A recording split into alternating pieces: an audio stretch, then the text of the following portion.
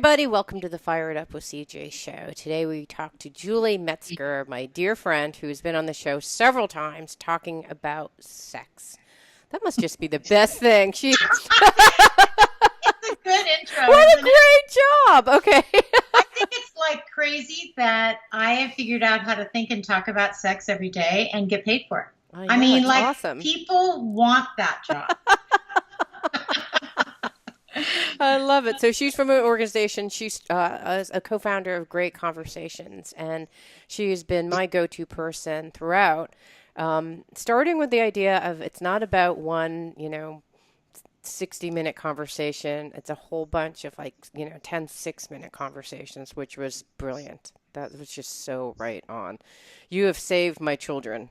And probably they're probably like, thank you, Julie Metzger.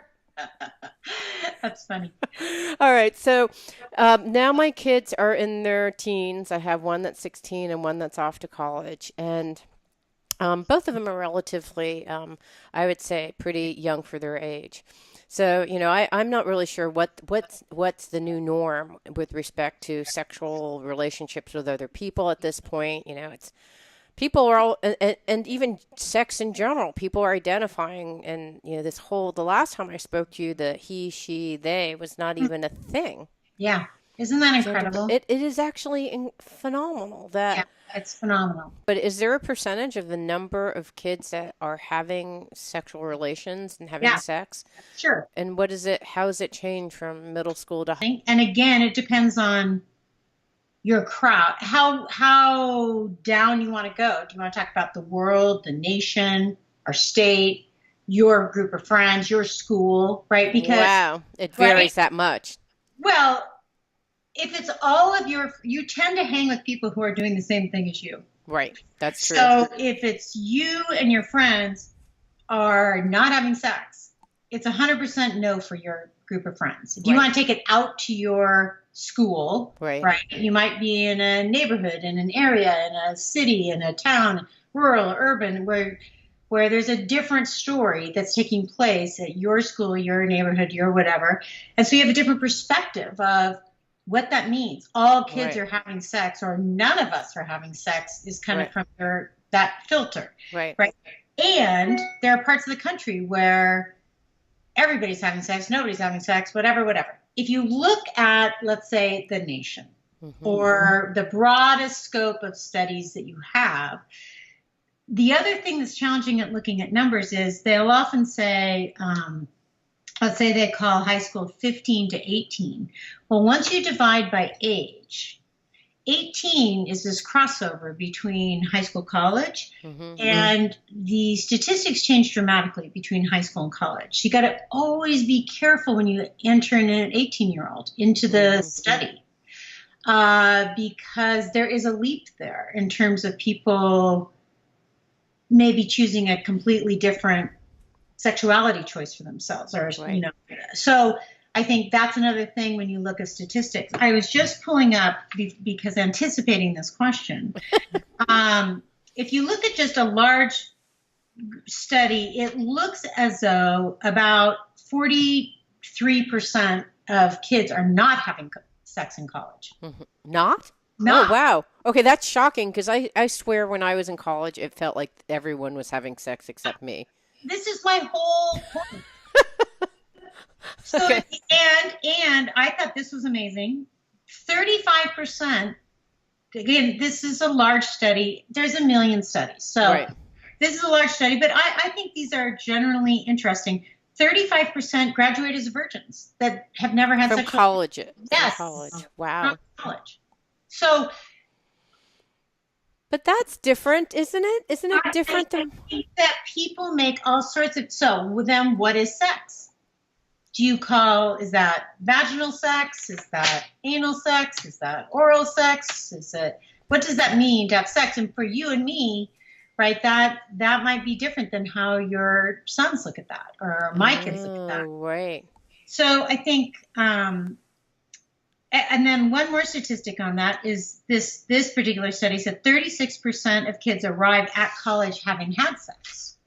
36% arrive. Have had sex when they get to college. Wow, okay. Entering freshmen. At your point, And it seems like, there's so many things that are different. I mean, social media in general is different. So how does that affect relationships generally? That Well, it's easy to go down the dark hole of saying, it's ruining relationships or it's whatever. But I will say, if you are a gay rural boy in Iowa, in the Midwest, that is not connected to other gay teenagers anywhere, social media allows a connecting point that has never been before. mm-hmm. So instead of living in a space of shame, or I'm the only person that I am conscious of in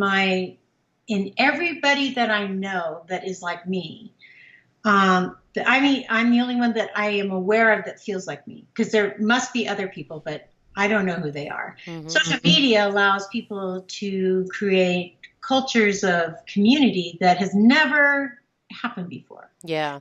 If I'm a 18-year-old wondering if I identify as a boy and I'm headed off whatever, and I was able to create a connecting point with anybody that felt like me, or I got access to information through social media, I could burst out crying over that. That's like a life-changing thing, that you might live in a world where even one other person would know that part of who you are.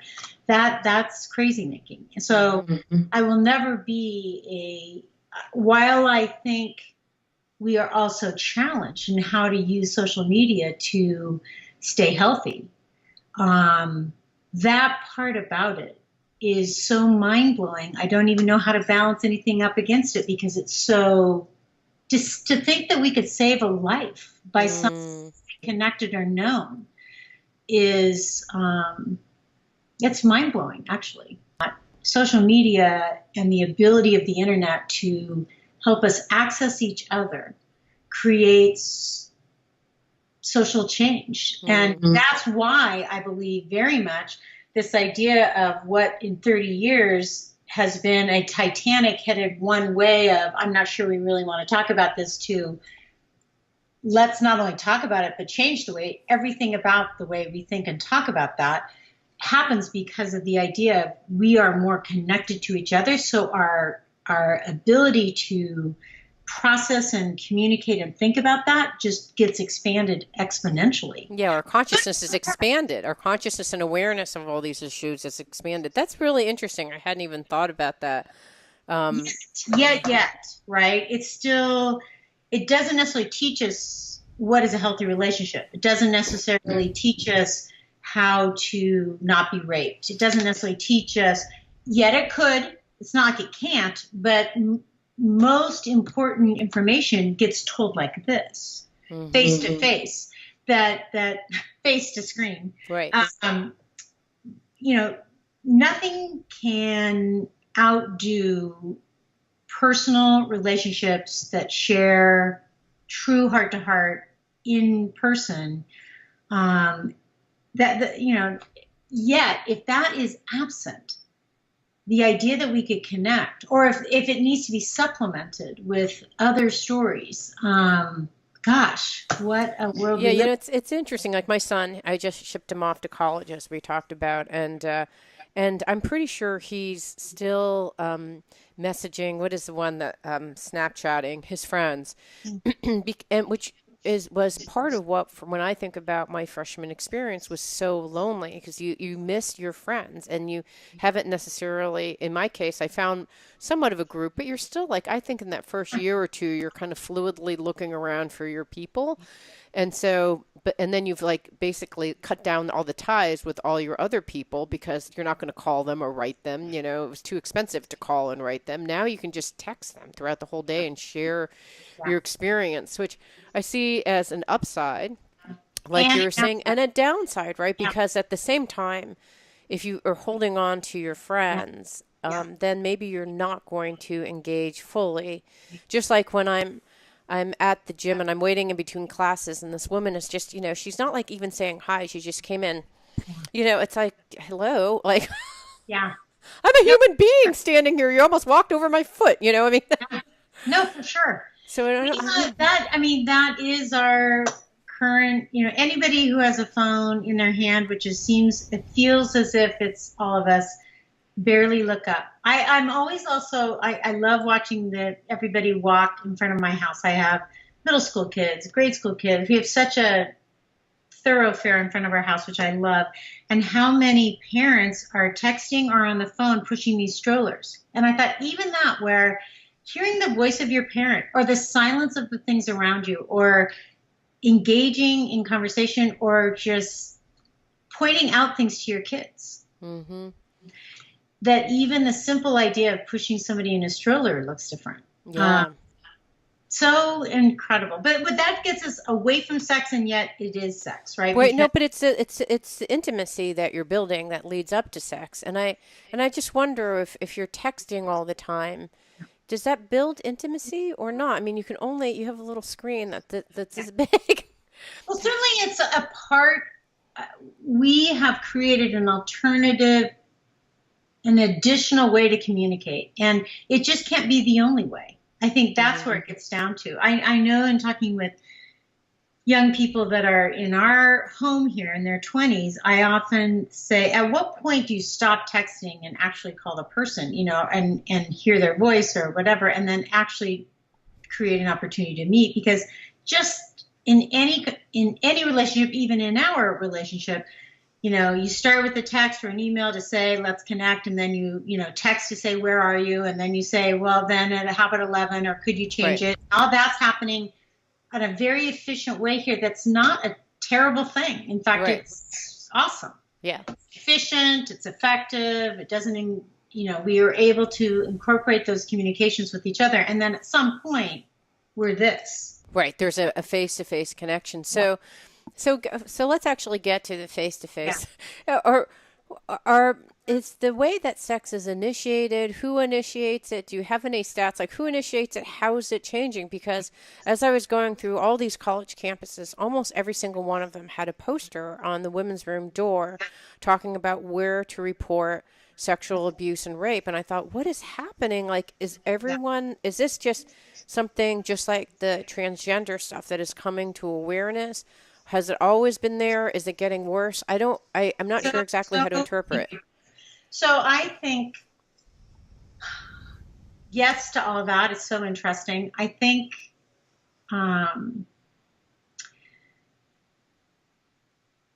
when we talk about sexual relationships or any relationships, I think that for the most part, middle school, high school, college kids, when parents think, do our kids understand about sex? We're thinking somehow that learning about the mechanics of things is what kids need to know. Sure. Everybody needs to have an opportunity to understand their body parts and how they work, or what excites them, what doesn't. It's all of that important, and certainly a foundational level. But people forget that actually our kids also need to learn about what does it mean to be in love, or what does a loving relationship look like, or what does a healthy relationship look like, or what does love look like. Well, I taught 8th grade last year, and these students were I did not need to talk about penises and vaginas. They had that down. But they were like sitting on the edge of their seat when I said, hey, what does it mean to be in love? What does it mean to trust somebody? What does it mean to be intimate? How old should you be to have sex? What does it mean to, they're like, that's what I want to know. I want to know, what does that mean to be in relationship? What does that look like? What does that sound like? And I think when I think of the work that we need to do for kids who have the base layer of they've got this idea. I know my body. I know how these body parts generally work. I don't, because it takes a lifetime to learn all this. So it's not like down. It's just that they got that, at least enough of that. Right. Now, what does that mean to be in relationship with people, either as friendships, boyfriend, girlfriend, girlfriend? What does that mean to be sexual with someone? And what does that mean to say yes? And we like to talk about 2 yeses. But you can't get to 2 yeses unless you've actually asked somebody somehow communicated a question of consent. Mm-hmm. Are you interested in holding hands and kissing and carrying on and taking our shirts off, whatever that looks like? To be able to say yes, you have to have been asked. Right.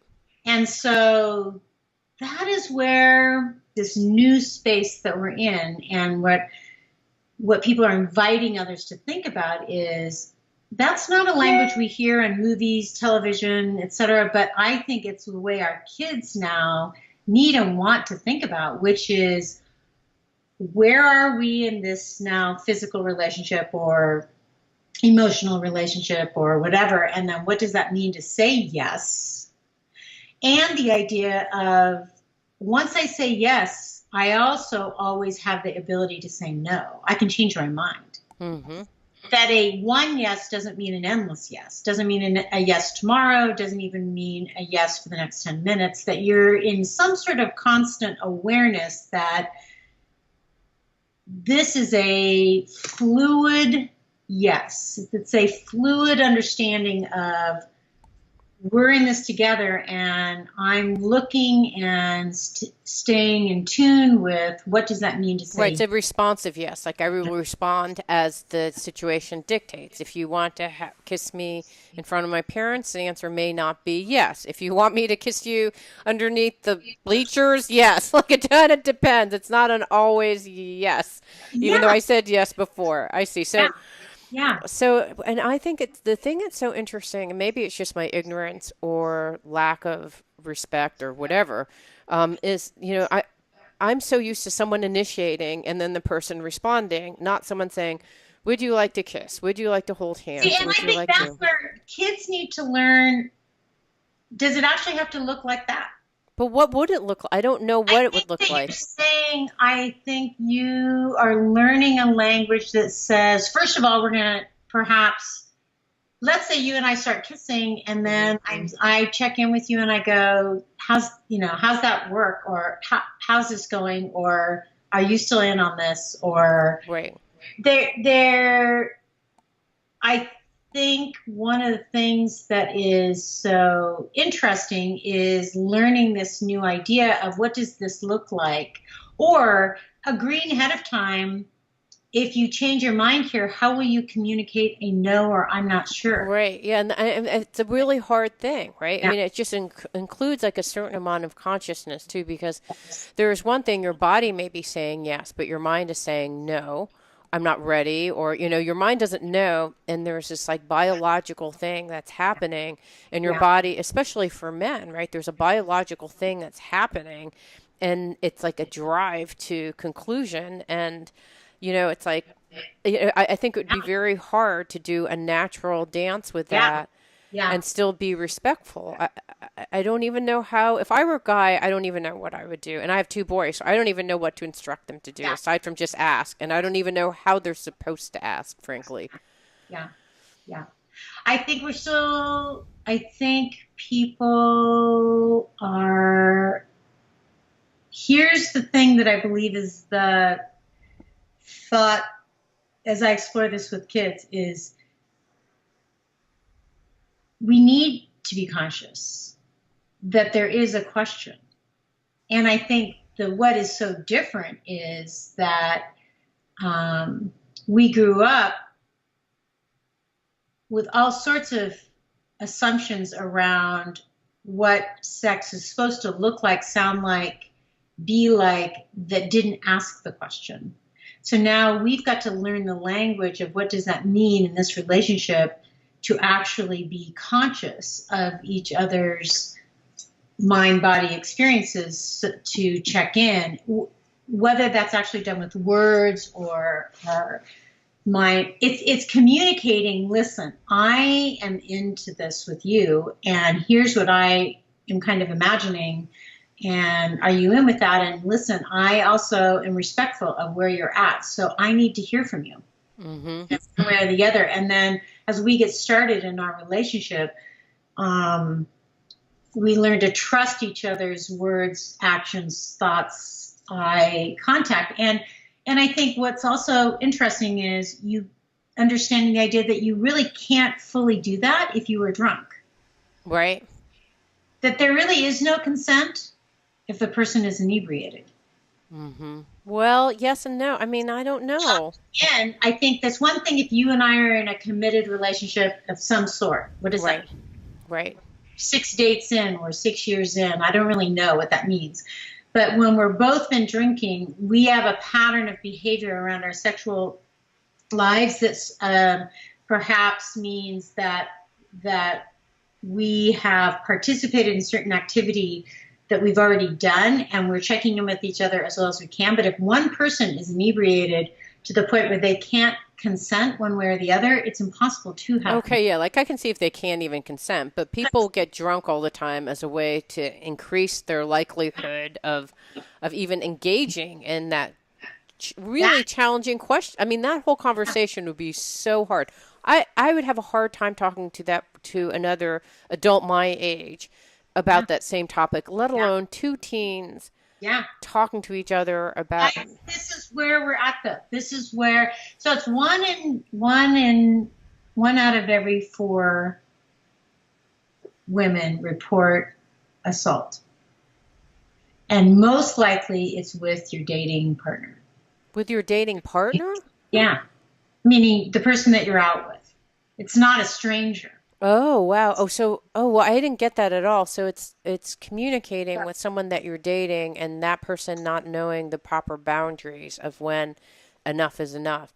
Yeah. So I thought it was, I didn't understand that. I thought it was just rampantly, like there was a group of a book club of the late 80s. I did not read this book, unfortunately, but there's this book about all these horror stories of girls getting brutally raped in unimaginable ways, and boys watching internet videos on how to have sex and then not knowing when they hear the girl moaning in the X-rated video that they think that that's what the girl should be doing. So a girl's moaning in pain and they think that's what's happening and they don't know the proper thing to do.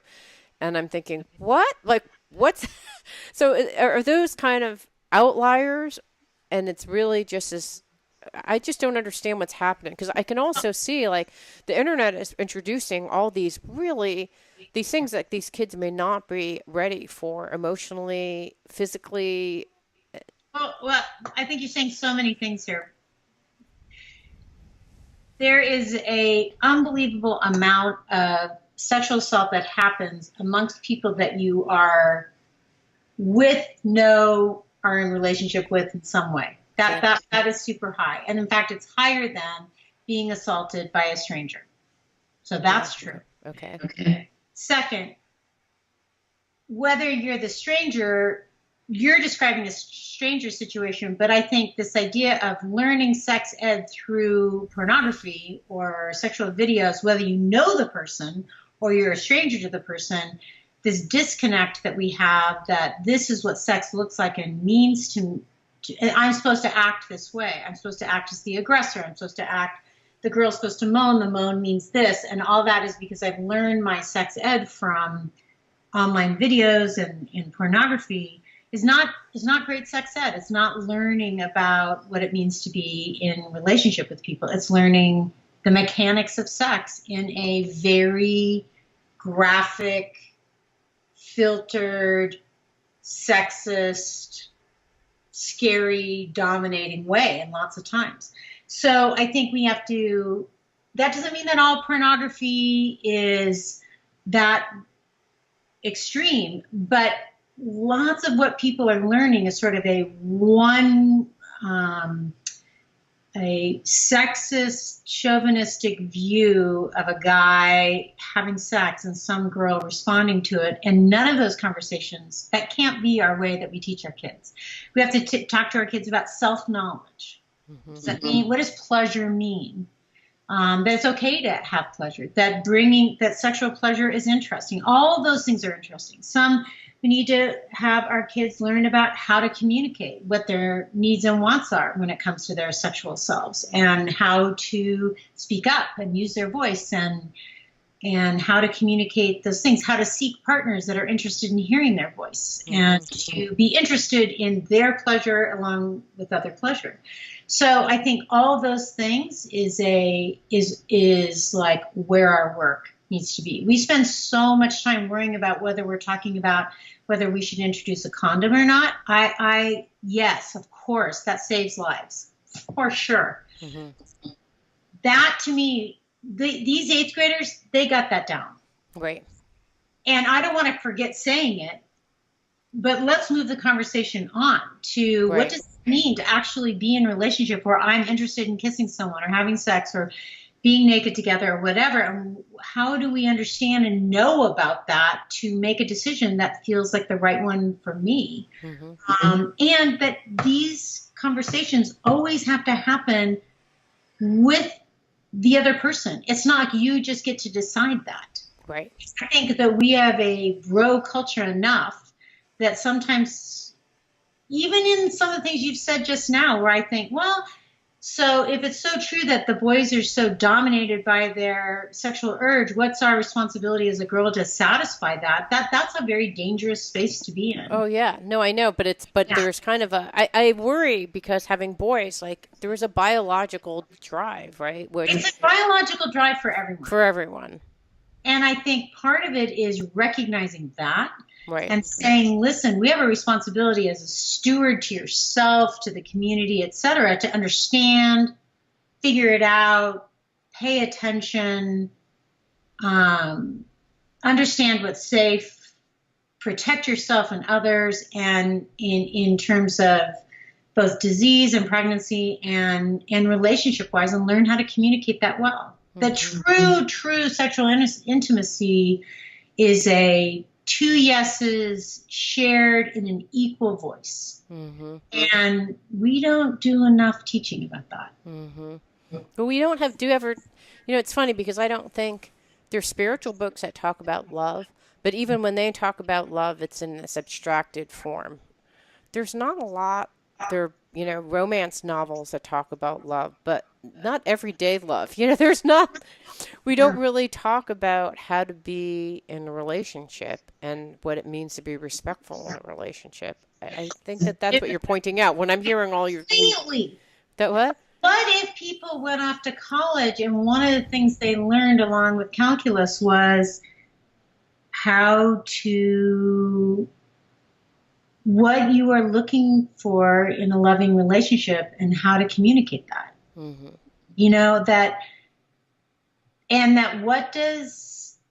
What does satisfying sexual part of who you are, what does that mean and look like? And how do you communicate that? And how do you look for it? And how do you... so much about that is we just are so far away from that. We're still... It was fun. With these eighth graders last year, I created this timeline. They were at their birth, and then I went all the way up to 99 years old, and I said, at what age are you considered an adult? So fun. I mean, so many fun things, from 10-year-old or 13-year-old bar mitzvah, right? To the age you can enter the military, the age you can vote, age you can smoke a cigarette, age that somebody said 35 because that's when you can become president of the United States. So if you're adult enough to become president. Wow. Right? So many interesting answers there. And so we get this kind of conglomeration around this certain age thing of 13 to 35, somewhere, and everybody's got like this little mark. And then I said, okay, so at what age, we had already been talking about kind of what does it mean to have sex. So I said, at what age, do you think it's kind of works out for most people to be sexually active, having sexual intercourse or being sexual with someone? And so, again, so many ideas of what that looks like and sounds like for people. But again, you sort of glommed into the same general space, of adulthood, of what it meant to be an adult. And then I said, at what age, do you think you can actually be in love with someone? And what does that mean to be in love? Oh my gosh, there was like so many. Could you be a 4-year-old and be in love? Be a 7-year-old and be in love? What does it mean to be in love? And I said, isn't that so interesting idea that again, being in love, having sex, being an adult, and how this space of time, really between 10 and 40, is very filled in with decisions around those ideas. And how do we talk about that? How do we communicate about that? What does that mean for us in terms of our own growth? What do you look for yourself in terms of being an adult, and how do you mark yourself as an adult, and being sexually ready and being in love, and what does that mean? When you bring it all together like that, it was kind of like to these kids. Wow. So interested in articulating what did they say was love when you asked, the kids ask you, how do I know if when I'm in love? How do I know if I should have sex? How do I know when? When? When? Oh, so they want a permission. I wanted to know, when do you consider it to be that you would be an adult? When do you consider that you could possibly be in love or have sex? When are you old enough to be called an adult? Right. And this was like a huge range because there's no right answer. But yeah. And then people, they would raise their hand and articulate what they thought. And, you'd get overlap. It was just so fun to think how often do we get to say to our kids, what does that mean to you to be an adult? Or I see you as an adult, or I see you as having adult type thinking, decisions, etc. What does that mean to be in love? What does that mean to have sex? What does that mean to be in a relationship with someone that you are in an adult relationship with the possibility of having sexual thing and call yourself in love? So and what were the answers that you heard that you thought were kind of, can you share with us some of the answers so we get a sense of what the range of... I think so many of the girls were surprised at how unbelievably powerful some of the boys were about wanting to be in love and have sex and be an adult and putting those ideas together, and how strong they felt about that. That was so touching. I can't even tell you. So because they didn't think that the boys even cared about those things? I think they thought the boys were like about sex without love. Or only about having sex before even being an adult. Oh, wow. I think it was super fun for the boys to hear how interested the girls were in sex. And how much they were looking for that to be tied to a relationship that with meaning for them. And so I think there was a shared understanding and respect for what got said that brought all three of those ideas together. And how everybody was looking to be known and loved and cared for in important ways, in physical ways. And if everybody is knowing and really wanting that, why does it sometimes feel like then, when we read and hear and know of some of the stories that are happening in college, I truly believe that if we remind people of what they're really looking for, they would continue to seek it and ask for it and look for it. But we kind of shortchange each other and our kids by not reminding them that that's truly what they're looking for and wanting. Sort of in the same old way that sometimes we say, well, boys will be boys, we sort of have kind of gotten to college kids are college kids. Everybody's having sex, everybody's whatever. And I think everybody becomes what everybody can meet a low bar. Right. It's whatever the collective consciousness is. Yeah. That's why the girls want to know when, because they want to know, what is the societal permissible age that I can have sex. And I think everybody was really looking for something more meaningful ultimately. So while at the same time, everybody is super curious about sex, saying like, I want that to happen. Right. We had another really interesting conversation where, I don't know how we got here or what happened, but it was one of those days where we were talking about, if, again, I didn't create this way, but somehow people were talking about, if something happened to you or this was towards the end of your life, there was a lot of people who really honestly said, well, I really am hoping to have sex before I die. I die. Yeah, no, I'd really like to have that. I'd like to experience. Super curious, interested about that. Right.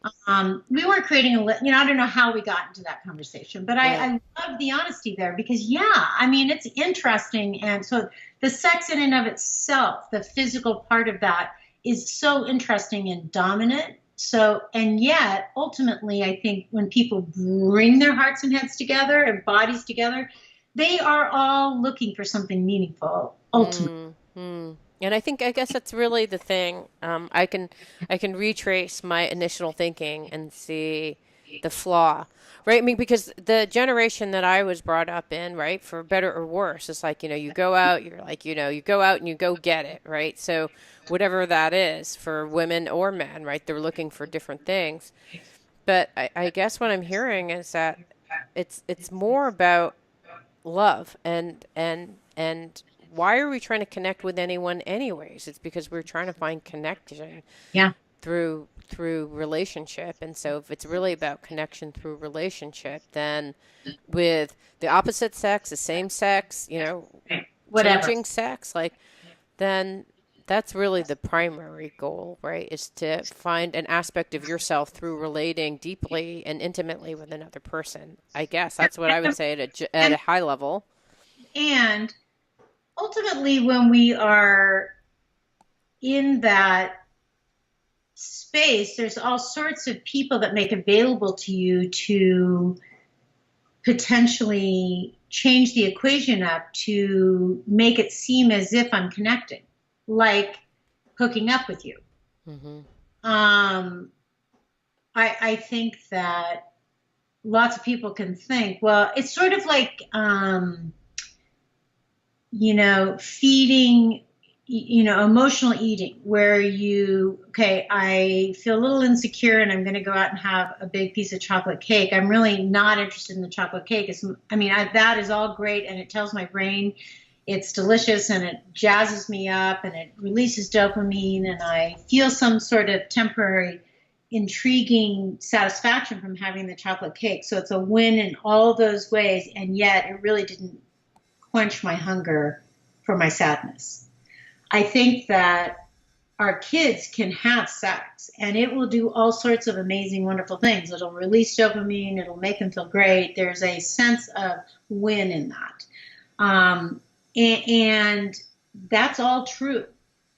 I don't want to ever say to kids, you have to be in love to have sex, to have it be great. There's a lot of great sex without love. The idea here, though, is that people are ultimately looking for true connection and to be known. And some of the greatest sex you can have is also that way. And I think that people can always have chocolate cake, really. And they can also really find the feast. Well, sometimes you have to have chocolate cake to know that you also like other types of desserts and chocolate cake. I actually don't like chocolate cake. I like, yogurt. Ice cream or yogurt or whatever. I think if I were to think that all life experience is about knowing oneself and knowing an aspect of oneself. And so why wouldn't sex be the same thing, right? So knowing that you like chocolate cake or that you like gelato or, pudding. I don't know, I think the only thing about that model that you have to be careful of is that it somehow people have to have 20 pieces of chocolate cake or 20 desserts before they actually get married.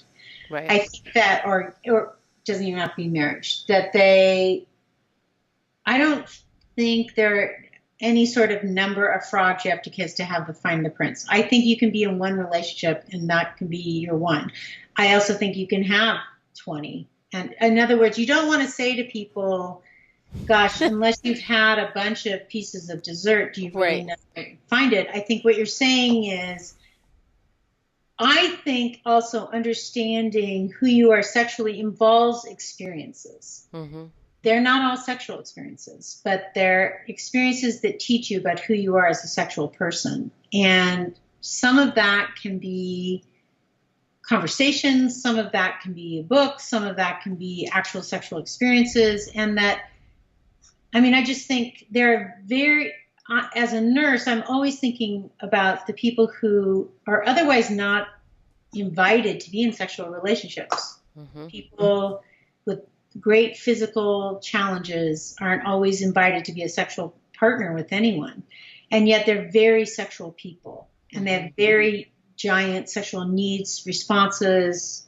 And so to understand for themselves what it means to be a sexual person, may look very, very different than lots of people, and yet they're still sexual people looking for sexual satisfaction and relationship. And, I just Well, think it's I don't need to minimize this, but like when I or trivialize this, but when I think about how I shop, like when I go shopping, if I'm looking for a white shirt, I'll try on like 20 white shirts before I find a white shirt that I like. I mean, you call me insane, but that is how I shop, right? Because I want to try and I want to experience and I want to figure out what kind of thing I like best. Whereas I have girlfriends who are like, that's a white shirt. Why do I have to look around anymore? I already know that's a white shirt. Just buy the shirt. So and again, I don't mean to trivialize, but I think everyone has a different way of navigating through I life. think that means though that you have to have 20 relationships. I think what you're saying is I have to have all sorts of, you enjoy having all sorts of input to give, to understand yourself, and you have to see it from all sorts of different perspectives to be able to understand for yourself. Yeah, I think absolutely. all I'm saying is you don't necessarily need to say I have to have 20 sexual encounters to actually get to my final one. Yeah, I think that that's definitely true. I I mean, don't think I'm not saying 20. You have to have 20 I sexual understand. encounters, but it's like 20. Sometimes it's you date one person and you find out what you like and what you don't like. You date another person. I mean, I probably have dated like 4 or 5 people before I actually met my husband, and each time I learned something from that experience about what I liked and what I didn't. I didn't have to date 20 people in Right, order to have that happen. right. Um, I may have had 20 sexual experiences nonetheless. And I don't know if I learned anything about those 20 sexual Well, experiences, there you frankly. go. That's, I guess, my whole point is Yes. I think we talked one time in one of our conversations about how when I talk to high school kids, I say talking to you is like, talking about sex for an hour is like trying to teach you about the ocean in an hour.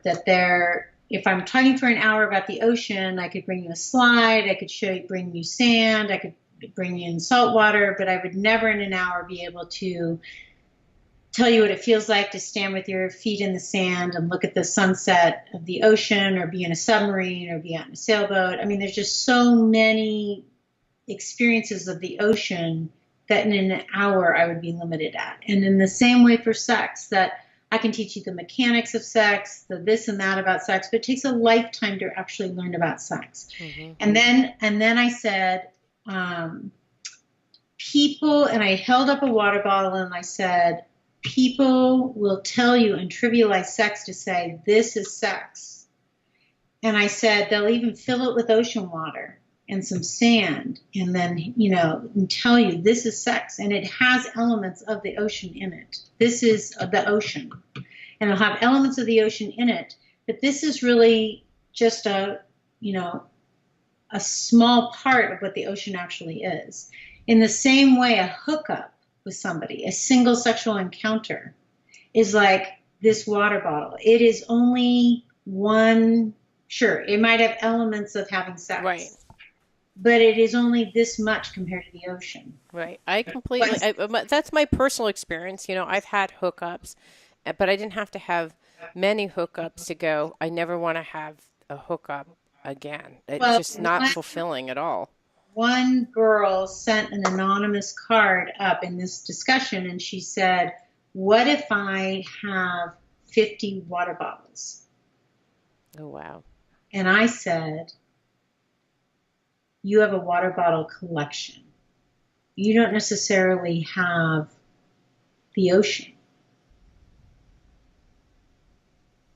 Right? Mm-hmm. And I think that's another part of sort of the myth around sex. If you send your kids off to college and they think, this is my chance to go have a lot of sex so I can understand that I see. Sex.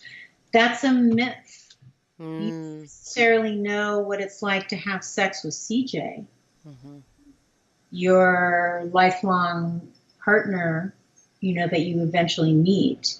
You've learned how to have 50 sexual encounters with all sorts of interesting, different people that you know or don't know, but you really haven't learned how to be sexually intimate with CJ. Mm-hmm. So I think part of helping our kids understand what sex can look like is giving them an idea that sometimes we make sex so small instead of really inviting them to see it as an ocean of that takes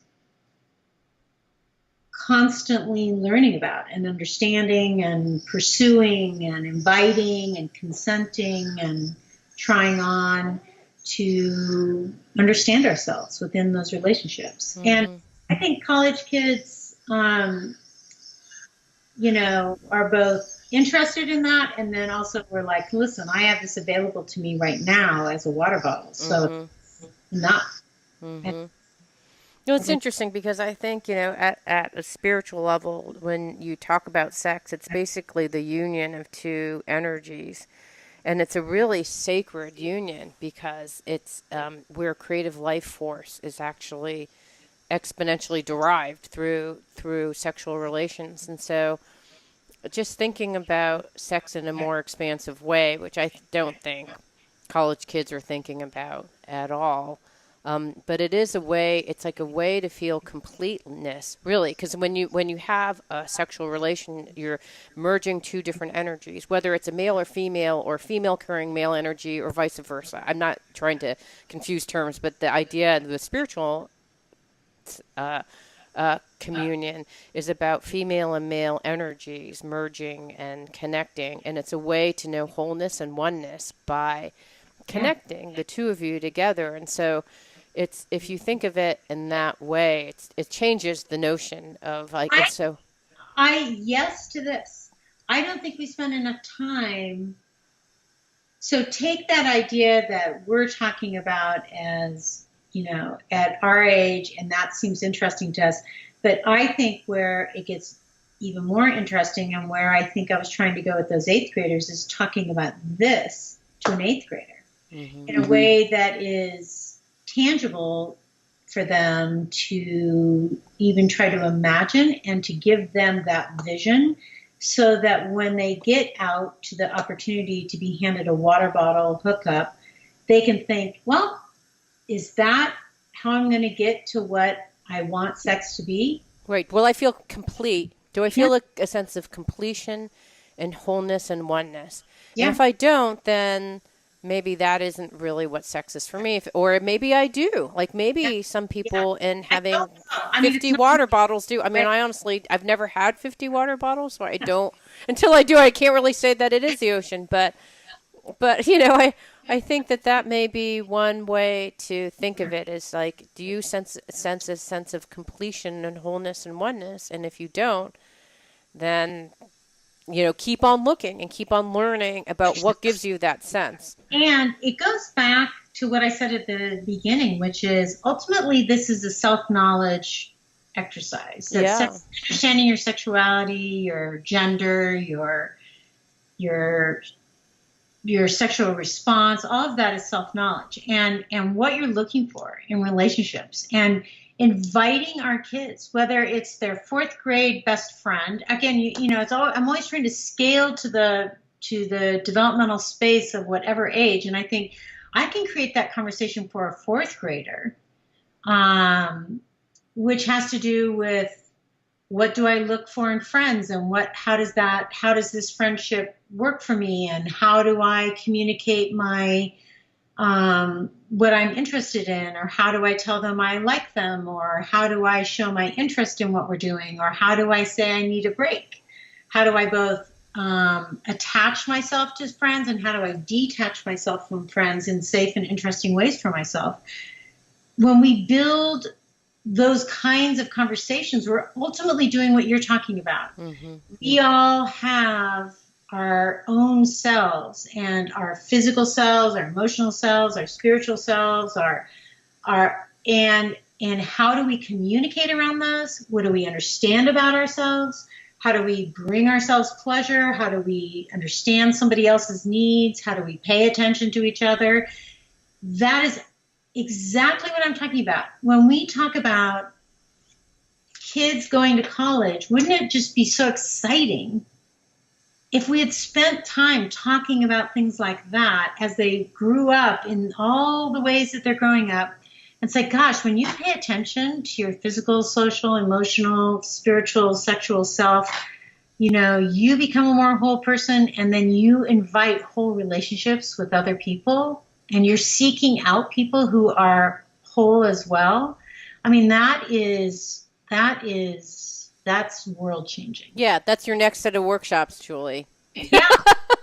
I mean, it is. Honestly. It's ultimately, that changes the world of sex. It turns it upside down completely. Yeah, it does.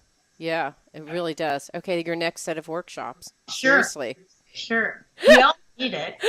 Okay, so that was like the best conclusion ever. Okay, so tell me about how to get to your website and greatconversations.com. Julie Metzger. Yeah, and we run programs. We'll probably have 18,000 people go through this year alone, and it's our 30th year. We love what we do. We just think, helping people learn how to talk within their family about sex and puberty is like the best work in the world. Yeah, love it. Thank you so much. It means so much to me that you're listening to the show, and love your support in any way by giving me comments below, or to subscribe to the show, or share the show with friends. Thank you again for your support. Love and blessings.